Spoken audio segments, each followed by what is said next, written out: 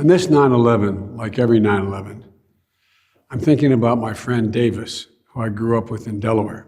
On this day 20 years ago, he and his family had just passed the first year without their youngest of three sons, Teddy, who died in a boating accident at age 15. And his eldest son, Davis Jr., was just 6 days into the new job on the 104th floor of the South Tower at the World Trade Center. Davis went straight to ground zero to search for his son. And he searched deep into the last inning of hope, as he put it. A few days later, I spoke with Davis and talked to his fathers who know. I was on my way to speak to the students at the University of Delaware about what to make of the new world we were in. He told me to tell people, quote, "Don't be afraid." He said, "Tell them, don't be afraid." The absolute courage it took after two unimaginable losses is extraordinary. Yet the most ordinary of American things, to know life can be unfair and uncertain, a cruel twist of accident or deliberate act of evil, but even in darkness, to still be the light. To the families of the 2,977 people from more than 90 nations killed on September 11th, 2001 in New York City, Arlington, Virginia, and Shanksville, Pennsylvania, and the 1,000 more who were injured. America and the world commemorate you and your loved ones, the pieces of your soul. We honor all those who risked and gave their lives in the minutes, hours, months, and years afterwards. The firefighters, police officers, EMTs and construction workers, and doctors and nurses, faith leaders, service members, veterans, and all of the everyday people who gave their all to rescue, recover, and rebuild. But it's so hard, whether it's the first year or the 20th.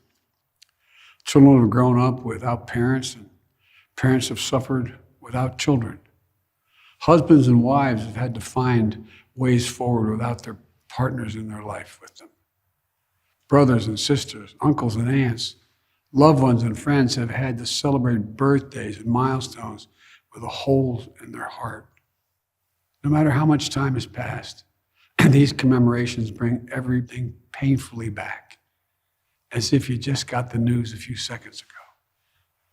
And so on this day, Jill and I hold you close in our hearts and send you our love. There are people around the world that you'll never know who are suffering through their own losses, who see you, your courage. Your courage gives them courage that they too can get up and keep going. And we hope that 20 years later, the memory of your beloved brings a smile to your lips, even while still bringing a tear to your eye. In the days that followed September 11th, 2001, we saw heroism everywhere, in places expected and unexpected. We also saw something all too rare, a true sense of national unity. Unity and resilience, the capacity to recover and repair in the face of trauma. Unity and service, the 9/11 generation stepping up to serve and protect in the face of terror, to get those terrorists who were responsible, to show everyone seeking to do harm to America that we will hunt you down and we will make you pay. And that will never stop, today, tomorrow, ever, from protecting America.